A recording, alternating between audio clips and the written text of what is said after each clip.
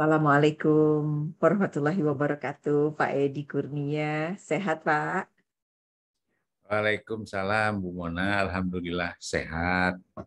Sehat. Yang Hujan-hujan, penting tapi kita tetap sehat. fokus untuk sharing ya. Ya, ini setiap sore sekarang hujan ya, dan hujannya besar. Jadi Betul. kita memang harus sangat memperhitungkan kalau kita mau keluar rumah sekarang ini. Hujannya Bikin besar sekali. pilihan-pilihan aktivitas ya. Ya, betul, Pak betul Edi, sekali. kita beberapa saat lalu udah pernah bahas tentang perubahan. Ini penting banget ya, perubahan yang benar-benar apa cepat sekali begitu ya. Dengan kecepatan Ya, perubahan ini kita harus ngikutin, menyeimbangkan tantangan dengan tanggapan kita. Dan di buku Customer is Change beneran memang gitu ya, perubahan gaya hidup ya, digital, masyarakat dan lain sebagainya. Terus gimana kita gitu ya.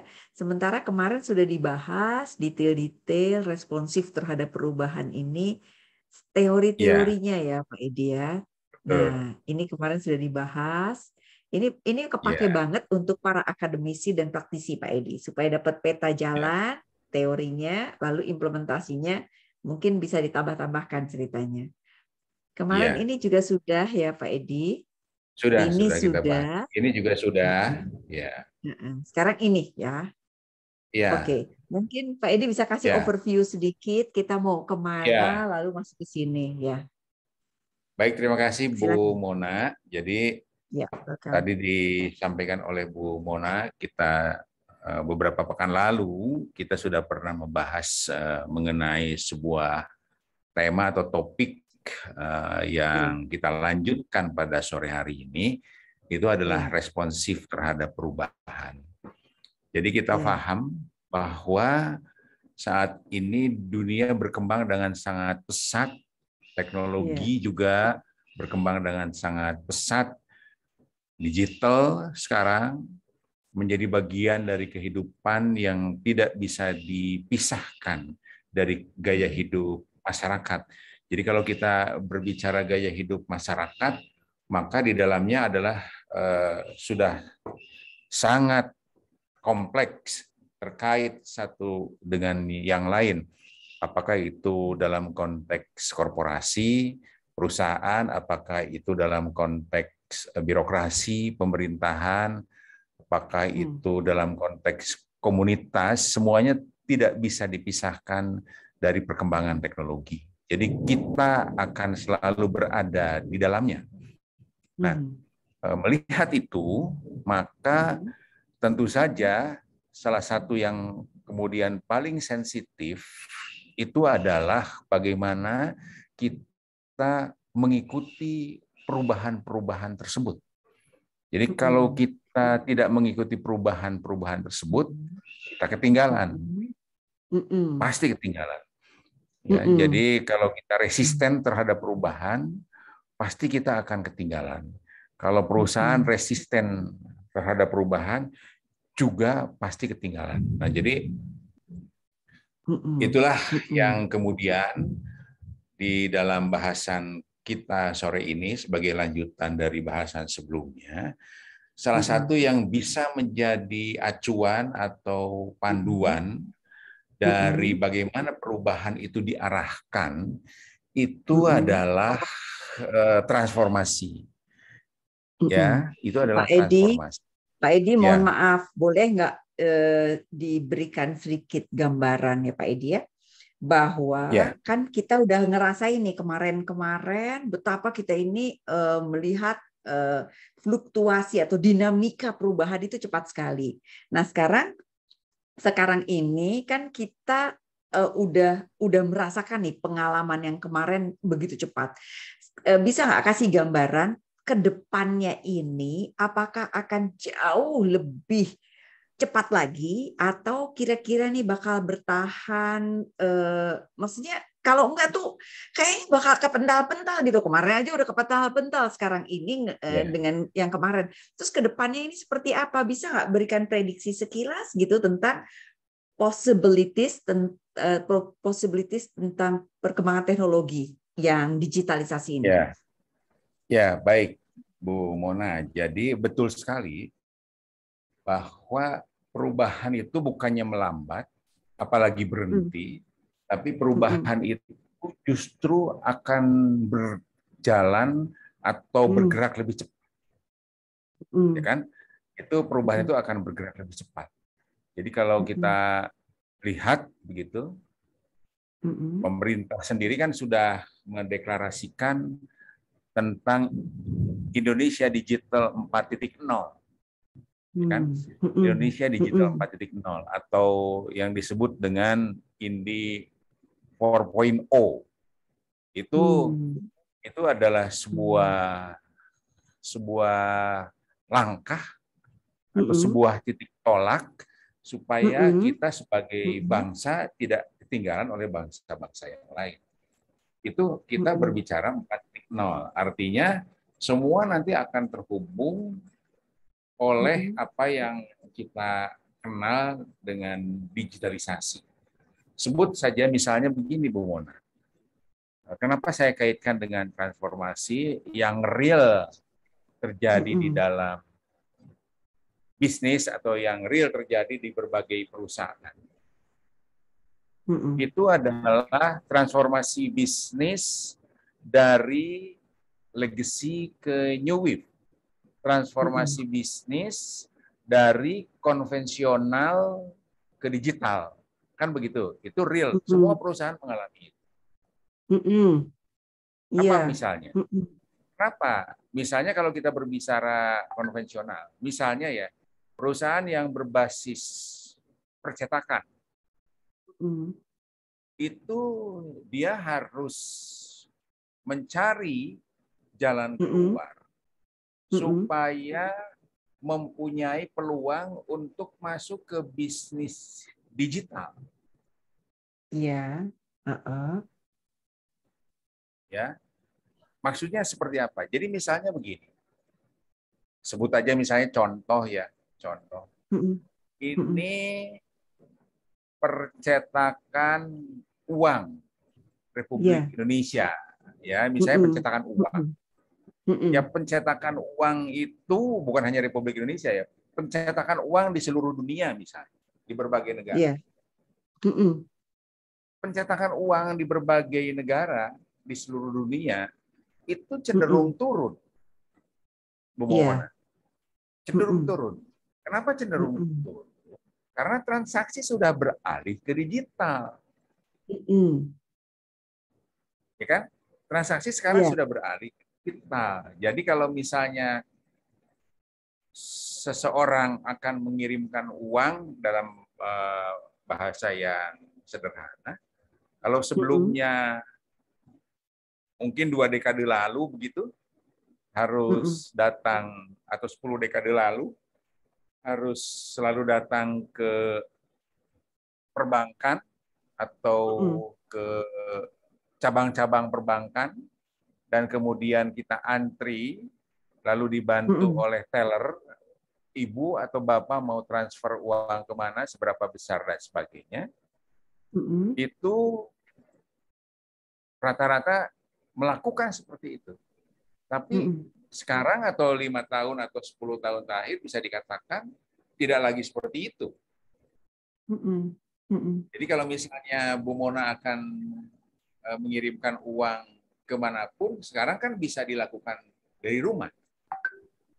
Nah, dalam konteks bisnis, ya dalam konteks bisnis, katakanlah misalnya tentang pencetakan uang misalnya, ya mau tidak mau pencetakan uangnya kan lama-lama akan mengalami penurunan karena transaksi untuk transfer uang, untuk menabung, atau untuk melakukan apapun begitu dalam konteks finansial itu bisa dilakukan secara digital, bisa dilakukan secara online. Artinya pencetakan menurun, transaksi digitalnya naik, kan begitu?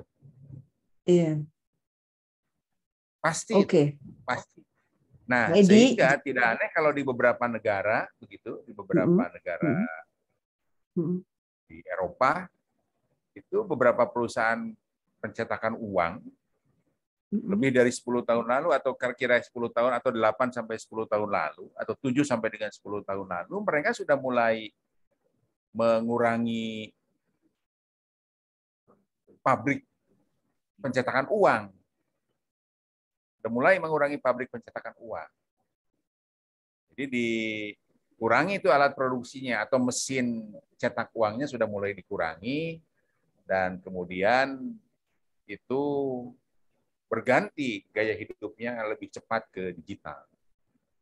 Ya, Pak Edi, saya membayangkan bahwa sekarang misalnya perusahaan percetakan uang itu kan perubahannya besar sekali. Berarti segera harus beradaptasi, ya kan, di ke depan yang dekat, near future dan middle term future. Karena kalau long term yang masih agak lebih panjang lagi, itu mungkin bakal beda banget lagi gitu. Karena sekarang aja kita ini lari-larinya tuh apa ya, agak larinya kepental-pental begitu ya dengan perubahan yang begitu pesat ini gitu. Jadi palingan perusahaan itu bisa memprediksi sampai near future and middle term future. Long term kayaknya berat ya kayaknya. Ya betul. Jadi begini Bu Mona, dalam konteks strategi bisnis atau perencanaan perusahaan, katakanlah misalnya 5 tahun ke depan, maka perusahaan itu harus sudah membuat proyeksi untuk 5 tahun ke depan atau 3 tahun ke depan, untuk membuat proyeksi apabila bisnis konvensional turun, ya bisnis konvensional itu bisa macam-macam, tidak hanya percetakan, tapi juga mungkin juga telekomunikasi, industri telekomunikasi juga terpengaruh dan sebagainya. Industri-industri yang lain juga terpengaruh. Jadi harus sudah punya proyeksi. Kalau misalnya bisnis konvensional menurun, maka kita harus sudah mempersiapkan penurunan itu harus sudah dikontribusi oleh bisnis digital. Iya. Jadi misalnya atau yang akrab dengan kita lah di komunikasi, bisnis media cetak misalnya, kan begitu kan? Iya. Media cetak itu surat kabar atau majalah, ya katakanlah surat kabar. Itu surat kabar itu harus diakui bahwa tirasnya sudah mulai menurun, jauh mulai menurun. Betul. Tirasnya sudah jauh lebih menurun dan tiras itu kalau dulu ukuran dari koran besar itu adalah jumlah tiras yang beredar, kan begitu kan? Jumlah tiras yang beredar. Tapi sekarang jumlah tiras itu tidak lagi menjadi tumpuan. Jadi kalau misalnya sebelum disrupsi ini melanda dunia begitu, tiras itu masih bisa memberikan kontribusi pendapatan, kan begitu? Iya. Tiras itu bisa memberikan kontribusi pendapatan dan mungkin juga berkontribusi terhadap profit begitu. Tetapi sekarang saya kira tiras itu sudah sangat sulit untuk memberikan kontribusi terhadap profit. Ya, kontribusi terhadap pendapatan juga sulit, apalagi kontribusi terhadap profit. Iya. Ya kan? Nah, itu cetak. Nah, kemana dia bergerak? Ya ke digital atau ke online misalnya. Kan kita lihat itu online. Nah, ada beberapa referensi atau yang bisa kita jadikan acuan, bahwa ini adalah nature dari perubahan teknologi. Beberapa kalangan atau beberapa sumber menyebutkan bagaimanapun yang namanya, sebut aja misalnya media cetak, begitu, ya tidak akan pernah habis, dia akan tetap ada, akan tetap hadir, begitu maksudnya. Jadi mungkin sama halnya dengan uang di seluruh dunia ya Bu Mona, bukan hanya di Indonesia. Yang namanya cetak uang itu tidak akan pernah hilang. Uang kartal atau uang uang kertas itu akan selalu ada. Di seluruh dunia akan selalu ada. Hanya memang jumlahnya akan terus menurun karena perkembangan teknologi yang tadi. Hanya bedanya begini, ada yang menurun dengan cepat karena cashless di negara tersebut juga berkembang sangat cepat, mungkin negaranya sangat maju begitu. Teknologi digital atau teknologi informasinya juga sudah merata ke seluruh pelosok negeri. Lalu gaya hidup masyarakatnya memang sudah beralih ke digital, mungkin akan sedikit berbeda dengan negara-negara besar seperti Indonesia. Terjadi juga sebetulnya kecenderungan penurunan, tetapi mungkin tidak signifikan drastis begitu. Dia akan gradual begitu karena negaranya kan sangat besar. Jadi sosial ekonomi masyarakatnya juga beragam. Kesiapan teknologi informasi atau kesiapan digitalisasi yang merata di seluruh pelosok negeri juga memerlukan waktu. Iya. Itu beberapa catatan. Namun pada dasarnya itu tidak bisa dihindarkan begitu perubahan itu. Itu maksudnya. Ya, setuju. Jadi mungkin kayak kebutuhan untuk transaksi uang itu akan tetap diperlukan, ya kan? Karena ada penjual beli kebutuhan. Sama halnya dengan media cetak, ya, dia tetap media akan cetak hadir. Tetap akan hadir, dibutuhkan, orang butuh informasi gitu, tetapi ya, mediumnya akan berbeda, sama seperti uang juga mediumnya akan berbeda. Duitnya tetap dibutuhkan, interaksi transaksinya tetap dibutuhkan. Mungkin kita ngelihat, kasih satu contoh, Time yang berdiri tahun 1922, sekarang ini dia udah bisa dijual karena dia lambat dalam mengadaptasi teknologi digital gitu. Nah sekarang kalau balik lagi ke gambar ini Pak Edi, saya tadi sambil mikir-mikir nih, ini bisnis transformasi ini berarti harus benar-benar terus-menerus adaptif ya kalau ngelihat dari sini ya. Karena perubahan itu cepat sekali, apalagi saat ini begitu. Betul. Jadi kalau dilihat, kita balik ke gambar ini ya. Jadi ada dua unsur dalam kerangka kerja transformasi bisnis. Yang pertama adalah value change dari transformasi bisnis itu sendiri. Yang pertama, kemudian yang kedua adalah implementasi proses dari transformasi bisnis itu sendiri. Jadi kalau kita lihat, yang namanya bisnis itu adalah selalu ada peluang dan tantangan. Nah, peluang dan tantangan seperti dilihat di layar, ya, itu sebetulnya kalau dalam kerangka bisnis itu untuk apa sebetulnya? Memanfaatkan peluang itu, ya, untuk mencetak profitability kan begitu. Misalnya, sekarang peluangnya itu adalah yang pertumbuhannya tinggi, itu peluangnya di bidang bisnis digital kan begitu ya. Di bidang digital yang peluangnya tinggi, pertumbuhannya juga akan tinggi kan begitu. Nah, maka semua perusahaan berpikir untuk memanfaatkan teknologi digital gitu. Digital itu kan. Ada yang masuk ke dalam bisnis digital itu sendiri, tetapi ada juga yang memang ini saya harus memanfaatkan teknologi digital untuk menjual atau mempromosikan perusahaan saya ini kan begitu. Kan? Nah, untuk apa? Supaya perusahaan ini dikenal, supaya perusahaan ini juga mempunyai basis pelanggan yang besar, yang banyak, ya.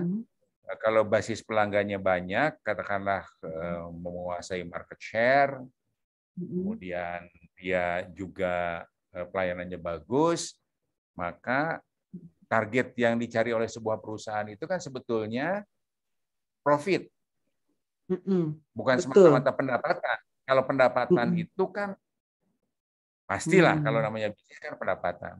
Tapi yang harus dikontrol itu kan profit. Jadi pendapatan bisa seberapapun, tetapi kalau profitnya kecil, itu juga harus dievaluasi mendalam. Kenapa profit itu kecil? Apakah cost terlalu tinggi begitu? Apakah boros? Apakah tidak efisien kan? Ya.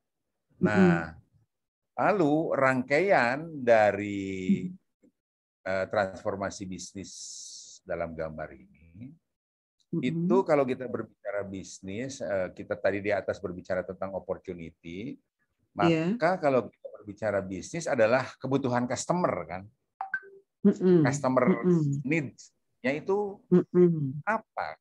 Customer itu butuh apa begitu? Ya, customer itu butuh apa? Jadi kalau yang namanya layanan, perusahaan dan sebagainya, kan itu harus berbasis kepada kebutuhan customer. Nah, untuk bisa paham kebutuhan customer itu, perusahaan harus memiliki customer care yang bagus supaya setiap permintaan, setiap keluhan bisa diberikan respon yang cepat supaya customer puas kan begitu. Jadi yang namanya kebutuhan customer, yang namanya kebutuhan itu kan selalu lebih tinggi ya. Yang namanya kebutuhan itu kan atau keinginan customer itu selalu lebih tinggi, ekspektasinya jauh lebih tinggi. Nah, ini harus diimbangi oleh pelayanan terbaik melalui customer care itu. Ya. Nah, pelayanan terbaik itu apa saja bentuknya? Tentu kualitas produk atau kualitas layanannya harus baik. Lalu kualitas delivery daripada produk itu juga harus cepat, kan begitu. Lalu kalau misalnya ada keluhan harus mempunyai patokan response time yang juga sudah disepakati. Iya. Misalnya kalau ada perbaikan atas sebuah keluhan dari sebuah pelayanan, mungkin dari komitmen yang diberikan oleh perusahaan itu kalau 3 jam, ya 3 jam itu harus bisa selesai gitu. Atau setengah hari, ya setengah hari itu harus selesai. Tapi kalau misalnya 1 jam, ya 1 jam itu harus selesai kan begitu. Nah, itu yang menimbulkan trust kan, itu yang menimbulkan kepercayaan. Lalu yang lain yang juga sangat berpengaruh adalah bisnis ethics. Jadi etika bisnis. Kalau kita berbicara etika bisnis, maka itu berbicara kualitas sumber daya manusia dan budaya kan begitu. Budaya yang ada di dalam perusahaan tersebut harus bisa mendukung berjalannya etika bisnis tersebut. Misalnya etika bisnis itu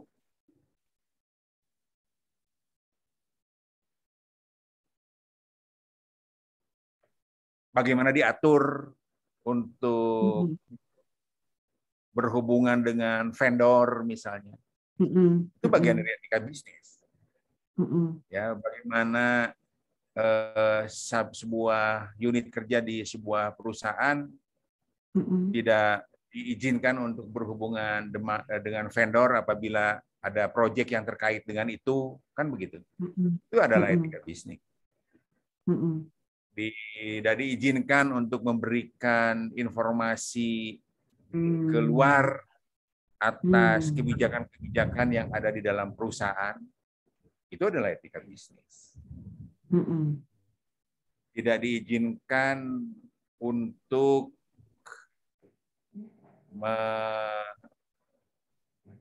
tidak diizinkan misalnya untuk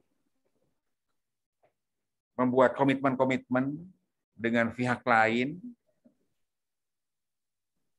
ya, dengan pihak lain, ya. Pak Edi, mohon maaf, kenapa ini Ya. jadi bisnis etik, jadi opportunity and threat? Ya, karena begini, bisnis ethics itu menimbulkan kepercayaan, etika bisnis itu menimbulkan kepercayaan. Iya, iya. Sehingga kalau kepercayaan yang diperoleh Iya. oleh perusahaan itu tinggi, Mm-mm. maka bisnis Peluang perusahaan atau itu iya, akan baik. Jadi iya. misalnya begini, Bu Mona, saya atau customer akan merasa sangat nyaman Mm-mm. apabila berhubungan dengan perusahaan tersebut karena Iya, karyawannya juga sangat profesional, etika bisnisnya iya, juga sangat bagus, iya. dan itu adalah bagian yang dibangun. Dan Iya, iya, etika iya, iya. bisnis itu, Bu Mona, di berbagai perusahaan multinasional itu selalu dibuatkan komitmen sebagai bagian Mm-mm. dari etika bisnis pada setiap awal tahun anggaran akan berjalan. Mm. Mm. Mm-mm. Gitu. Mm-mm. Mm-mm. Jadi setiap awal tahun anggaran akan berjalan, maka etika bisnis itu diperbaharui, Diingatkan disosialisasi. senantiasa ya, Pak Edi. Diingatkan Kenapa? senantiasa ya. Ya Diingatkan diingatkan terus ya senantiasa. supaya Betul, jadi diingatkan terus. Ya. jadi Karena culture itu ya. banyak Jadi faktornya. Ya, jadi untuk menghilangkan fraud, ya, mm-mm. untuk apa? Untuk dia komitmen terhadap pekerjaannya, untuk dia komitmen hanya bekerja demi perusahaan dan sebagainya. Itu adalah bisnis ethics. Itu adalah bagian yang dibangun sebagai budaya perusahaan yang harus terbentuk. Realnya seperti itu. Nah, Jadi etika lalu kalau bisnis yang itu bisa jadi, Pak Edi, etika bisnis itu bisa jadi dalam konteks individu maupun corporate ya. Artinya perusahaan ya juga perlu individunya tadi diingatkan terus gitu ya untuk diingatkan terus. diulang setiap tahun itu di revisited ya. Diingetin Ya, lagi. ya betul, repetitif betul. Jadi misalnya tentang penyuapan dan sebagainya, Hmm. itu diatur di bisnis ethics. Gratifikasi itu Ya. diatur di bisnis ethics. Gitu, diingatkan terus. Tidak boleh menerima gratifikasi, tidak boleh memberikan gratifikasi, tidak boleh melakukan penyuapan, tidak boleh menerima suap, gitu. Ini idealnya ya Itu Pak Edi ya. Idealnya iya, ya ya ini ya. itu yang harus itu yang dilakukan Ya, ya, di perusahaan-perusahaan saat ini, ya. ya. Dan sebelumnya juga begitu. Jadi ditandatangani setiap tahun di atas materai, dan itu adalah menjadi file dari manajemen khususnya di unit sumber daya manusia. Apabila terjadi apa-apa, maka Anda melanggar komitmen. Gitu. Nah, kalau melanggar komitmen itu sudah tidak bisa dibantah lagi. Ya. Karena Jadi pertama, konsekuensi. bisnis ethics-nya itu adalah bagian daripada peraturan perusahaan. Bisnis ethics itu adalah juga bagian dari komitmen individu atau karyawan secara individu untuk mendukung pertumbuhan perusahaan supaya perusahaan ini sehat gitu. Iya. Tuh, kalau berbicara bisnis ethics. Nah, lalu yang berikut adalah kompetisi. Jadi kita tahu sekarang ini kan tidak ada satupun perusahaan yang tidak menghadapi kompetisi. Iya. Nah, kompetisi itu kan artinya banyak pesaing. Kompetisi itu kan banyak pesaing. Jadi kalau banyak pesaing itu bagaimana bisa bertahan. Jadi survivability-nya harus betul-betul menjadi bagian dari value atau dari nilai yang ada di dalam perusahaan atau nilai yang ada di dalam setiap karyawan. Dia harus punya harus punya nilai-nilai survival yang tinggi di dalam perusahaan yang sifatnya kompetitif. Karena kalau tidak mempunyai nilai survival yang tinggi, sulit untuk dia menjadi pemenang kompetisi, kan begitu. Contohnya seperti apa? Contohnya begini, Bu Mona ya. Ya supaya gampang aja, supaya gampang saja kita melihat. Misalnya yang paling gampang kan banyak di jalanan. Misalnya otomotif, itu kan sebetulnya kalau kita berbicara otomotif, itu perusahaan-perusahaan otomotif itu kan kompetitif sekali. Iya, iya, Ya kan? betul. Perusahaan otomotif itu kompetitif sekali. Sehingga kegiatan-kegiatan yang sifatnya promosi, kegiatan-kegiatan yang sifatnya sosialisasi itu tinggi sekali, ya. Dan tenaga penjualan atau tenaga pemasaran mereka kan tinggi sekali. Jadi itu seringkali mungkin Bu Mona juga kerap menerima pesan singkat yang menawarkan produk otomotif tertentu begitu. Di mana dia bersaing, ya pricing misalnya, harga kan begitu kan, dia bersaing di harga, dia bersaing di diskon, kan begitu kan? Kalau dari sisi harga ya. Nah, kalau dari sisi kesiapan otomotifnya itu sendiri, dia juga bersaing di fitur, dia bersaing di hemat bahan bakar misalnya, dia bersaing di kenyamanan misalnya, dia juga bersaing di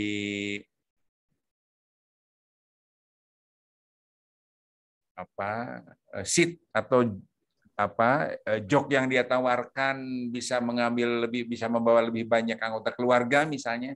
Itu kan nilai tambah yang kita lihat setiap hari. Itu kompetisi. Nah, siapa yang tidak survive ya dia yang akan terlewat begitu ya. Itu akan terlewat. Ya, lalu di industri seluler misalnya, itu kita tahu sendiri bahwa perang di antara mereka juga ketat sekali begitu. Nah, sekarang untuk apa sebetulnya persaingan itu kalau dalam konteks bisnis? Kalau dalam konteks bisnis, persaingan itu kan sebetulnya untuk mendapatkan customer, untuk mendapatkan pelanggan. Kan? Untuk mendapatkan pelanggan. Dan mereka perjuangkan sebetulnya bagaimana bisa menjadi pemimpin pasar atau market leader, kan begitu. Menjadi pemimpin pasar atau market leader. Tetapi menjadi market leader itu sangat berat. Sangat berat. Betul. Nah, kenapa sangat berat? Pertama, harus mengalahkan kompetitor yang lebih unggul sebelumnya. Karena dia sudah jadi market leader sebelumnya. Capek ya? Banyak. Itu ya. Kenapa? Capek, harus terus leading gitu. Capek. Tapi kan menarik ini kalau yang gampang tuh, ya bukan yang gampang ya, yang sering kita lihat. Otomotif itu kan kadang-kadang kita membaca, oh ini produk ini sudah mulai menyalip produk yang satunya lagi di tahun yang lalu. Tahun ini kesalip lagi begitu. Lalu tahun ini mereka mengeluarkan model baru.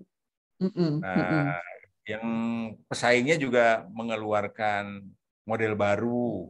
Semua yang Iya, dijual itu benefit, kan? iya. Nah, sekarang tinggal customer mau pilih yang mana, kan begitu. Mm-mm. Disitulah customer kan pendekatannya begini. Pertama adalah kantong, kan begitu. Mm-mm. Saya punya uang berapa nih untuk bisa mendapatkan Mm-mm. itu. Kemudian yang kedua mungkin tidak terlalu persoalan dengan kantong. Dia Mm-mm. ingin memilih mobil yang secara fitur lebih banyak, Mm-mm. secara kenyamanan lebih nyaman, Mm-mm. dan kalau dikendarai aman, kan begitu. Itu kalau orang tidak Mm-mm. berpikir tentang Mm-mm. kantong, kan begitu ya, atau tentang uang lah. Begitu. Jadi Mm-mm. itulah kompetisinya. Nah, kalau namanya kompetisi, Bu Mona saya kira Mm-mm. juga sependapat. Itu adalah sementasi. Mm-mm. Iya. Mm-mm. Kompetisi itu sementasi. Ada Mm-mm. sementasi artinya kalau misalnya produk begitu, itu produk itu kan ada yang produk untuk sosial ekonomi A, kan begitu. Ada produk yang untuk sosial ekonomi B, ada produk Mm. yang untuk sosial ekonomi C misalnya. Wah, Mm-mm. disitulah Mm-mm. pertempurannya terjadi begitu. Mm-mm. Mm-mm. Mm-mm. Mm-mm. Nah, jadi menarik, capek, Mm-mm. Mm-mm. tetapi kalau berhasil menjadi puas, kan begitu. Iya, iya, iya, Kalau berhasil ya sukses, kan begitu. iya. Nah, tetapi sebetulnya perusahaan pun, Bu Mona, dalam konteks manajemen itu mereka juga tidak sporadis, mereka juga mengukur Mm-mm. Mm-mm. apakah berapa nih pasar yang harus saya ambil dari market share yang ada atau dari pangsa Mm. pasar yang ada. Mm. Mm-mm. Mereka Mm-mm. mengukur. Apa yang mereka Mm-mm. ukur? Ukurnya itu bisa gradual, Mm-mm. bertahap maksudnya. Mm-mm. Bertahap. Mungkin direncanakan 3 tahun ke depan atau 4 tahun ke depan atau 5 tahun ke depan. Mm. Kalau 3 tahun ke depan, apakah market share saya akan bertambah? Nah, lalu kalau market share saya harus bertambah, maka perusahaan itu pun atau manajemen harus berpikir berapa investasi yang harus saya tanam. Ya kan? Kan kalau mau meningkatkan jumlah customer, berarti kan ada alat produksi atau ada infrastruktur oleh perusahaan itu yang harus dibangun. Kan begitu. Mm-mm. Mm-mm. Berapa investasi yang harus saya bangun untuk bisa Mm-mm. mendukung masuk pasar, kan begitu. Mm-mm. Ya, dalam konteks bisnis itu sangat hati-hati. Karena Mm-mm. jangan sampai investasi yang ditanamkan Mm-mm.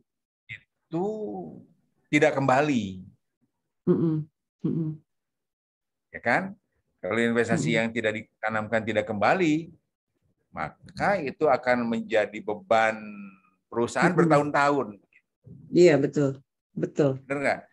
Karena kalau yang namanya Mm-mm. investasi kan harus dihitung Mm-mm. nilai Mm-mm. penyusutannya. Mm-mm. Mm-mm. Ya, nilai penyusutannya misalnya 5 tahun atau Iya, 15 betul. tahun atau 10 tahun. Iya. Nah, jangan sampai nilai penyusutannya lebih besar dari pendapatan yang diperoleh dari produk baru tersebut. Iya, iya. Nah, begitu. Ya, Oke, Pak ya Edi, sebentar menariknya di ya. situ, Bu Mona. Ya, Pak Edi, balik lagi ke sini ya, ya, transformasi bisnis. Berarti kita harus mempertimbangkan profitabilitas yang dilihat dari, karena profitabilitas menjadi penting untuk perusahaan, dan ini dilihat dari opportunity and threat eksternal. Kemudian customer ya, needs ya, apa yang dibutuhkan oleh ya, customer yang dijembatani dengan customer care yang bagus. Kemudian ya, opportunity dan betul. internal threat, bisnis etik ya, ini juga harus karena internal harus bagus, bisnis etiknya bagus. Kemudian Betul. kompetitifnya Betul. kita harus survive, siap ya. Nah, sekarang ini yang di dalamnya ini bagaimana Iya. menjembataninya ini, Pak Edi? Dengan Iya. ini kan kayak SWOT ya mungkin ya. Ini kayak SWOT yang kita lihat Ya, dulu. betul. Setelah itu yang di sininya nih Ya. digimanain nih? Heeh. Ya, jadi begini Bu Mona, ketika kita Mm-mm. berbicara tentang profitability, maka Mm-mm. lingkaran di dalam itu vision Mm-mm. yang ditetapkan harus sangat jelas. Perusahaan itu mengarah kemana? Mau Oke. dibawa kemana perusahaan Oh, ini? Ya kan? Atau iya, visinya iya, itu iya. harus sangat jelas. Mm-mm. Mm-mm. Jadi sebuah Mm-mm. perusahaan atau Mm-mm. korporasi atau apapun begitu, itu Mm-mm. kan Mm-mm. sebetulnya pergerakan transformasinya itu Mm-mm. didasarkan Mm-mm. kepada visi yang dibangun oleh pimpinan perusahaan, ya kan? Mm-mm. Mm-mm. Visi yang Mm-mm. dibangun oleh pimpinan perusahaan. Visi itu kan tidak semata-mata hanya sebuah rumusan kata-kata, ya kan? Mm-mm. Sebuah rumusan Mm-mm. kata-kata yang Iya. kemudian disampaikan begitu saja. Enggak, visi itu Oke. harus didukung oleh Iya. Iya. berbagai analisis mendalam.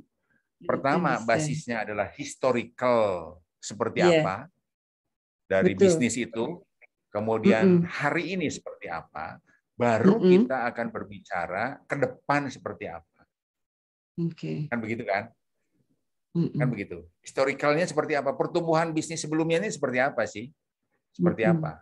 5 tahun yang Mm-mm. lalu ini seperti apa? Pertumbuhannya Mm-mm. seperti apa? Lalu hari ini kita dihadapkan kepada situasi seperti apa? Nah, lalu kalau misalnya kita sudah punya basis historical evaluasi, hari ini kita juga tata, oke, Mm-mm. maka untuk bisa masuk supaya kita bisa tumbuh ke depan, kita Mm-mm. harus mempersiapkan proyeksi bisnisnya, misalnya tumbuh sekian persen, yang diperlukan untuk bisa tumbuh itu perlu investasi apa saja begitu, ya. Lalu Mm-mm. kemudian bagaimana pasarnya di depan, harus ada market survey untuk bisa menetapkan proyeksi, kan begitu. Harus ada market survei, hasilnya seperti apa, kan begitu. Nah, visi itu dirangkai dalam bentuk apa, Bu Mona, dalam implementasi sebuah perusahaan? Jadi harus dirangkai untuk itu bisa berjalan dalam sebuah organisasi.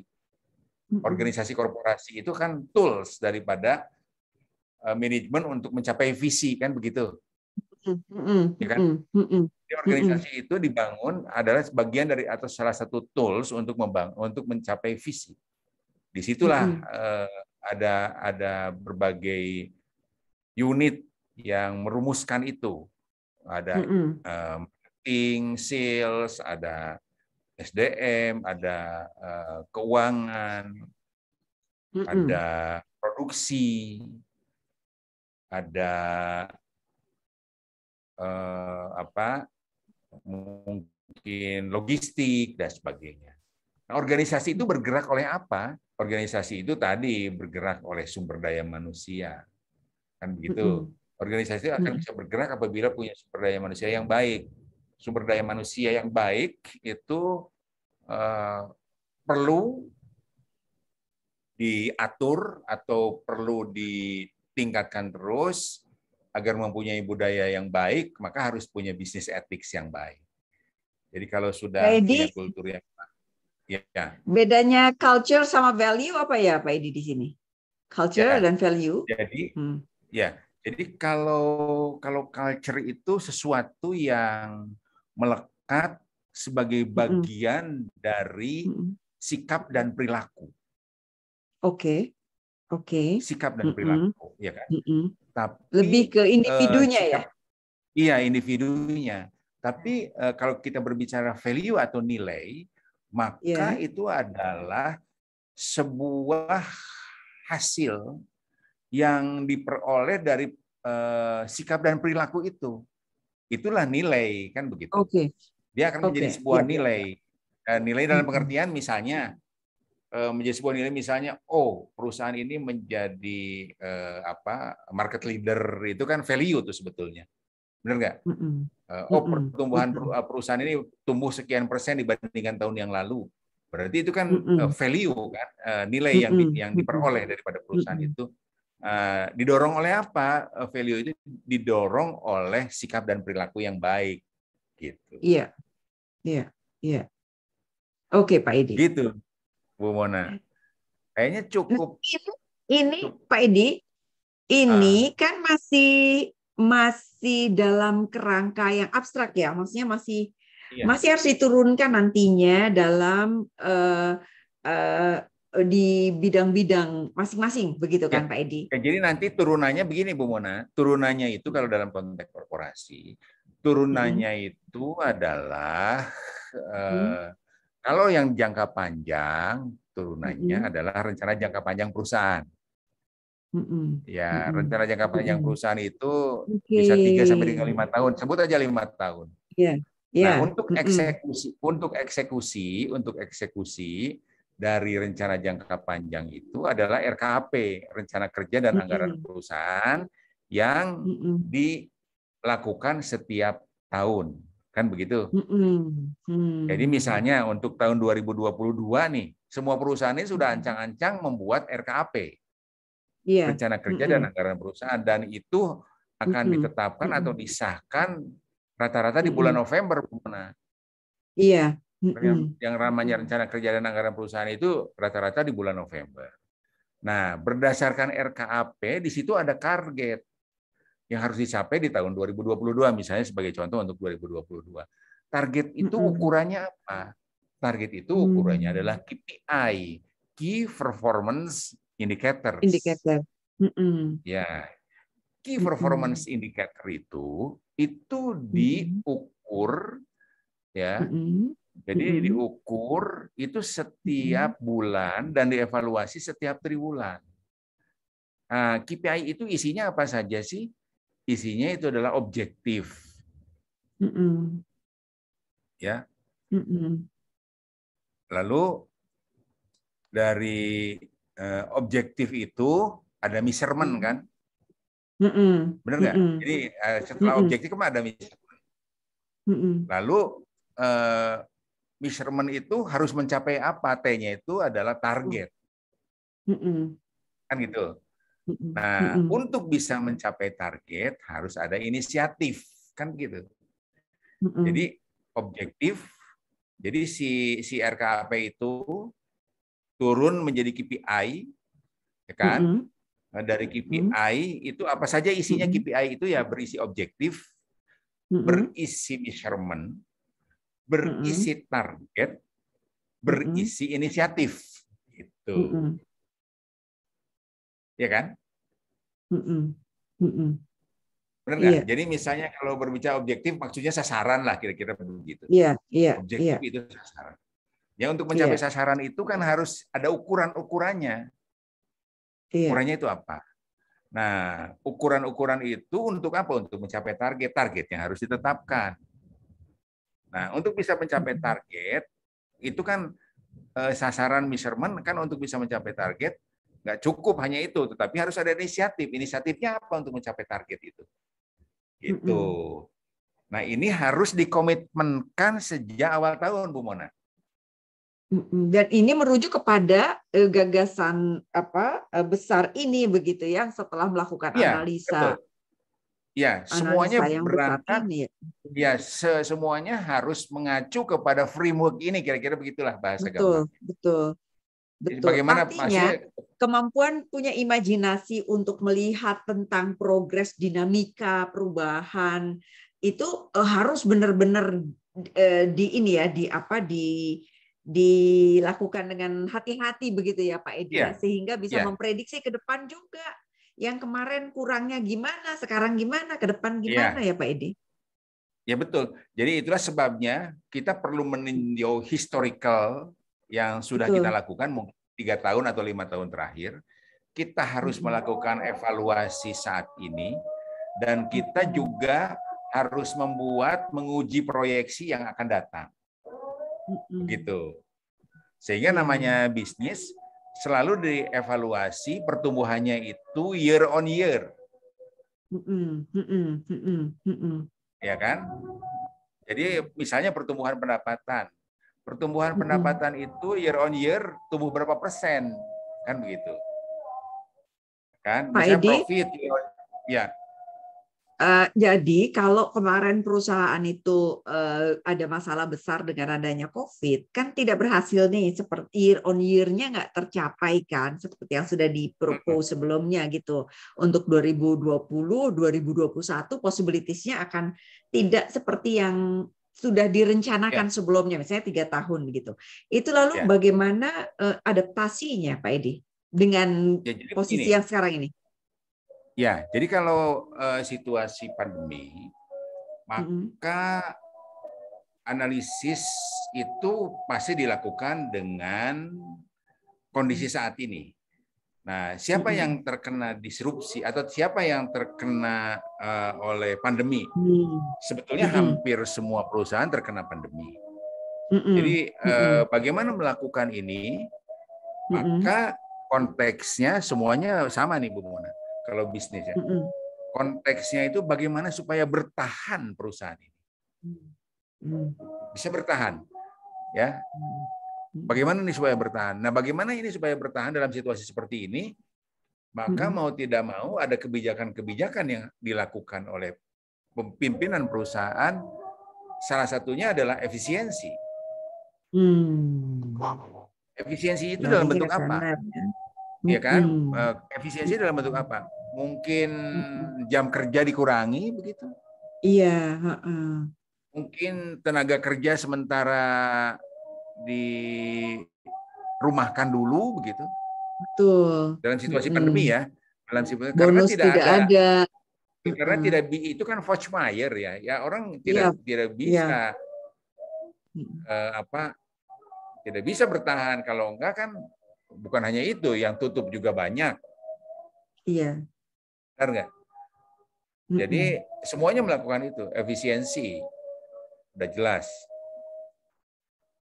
Ya, efisiensi itu ya banyak hal tadi, pengurangan jam kerja, pengurangan tenaga sumber daya manusia, kemudian mungkin penutupan beberapa alat produksi yang tidak produktif, yang alat produksi atau mesin yang tidak dipakai, kan begitu Iya, kan?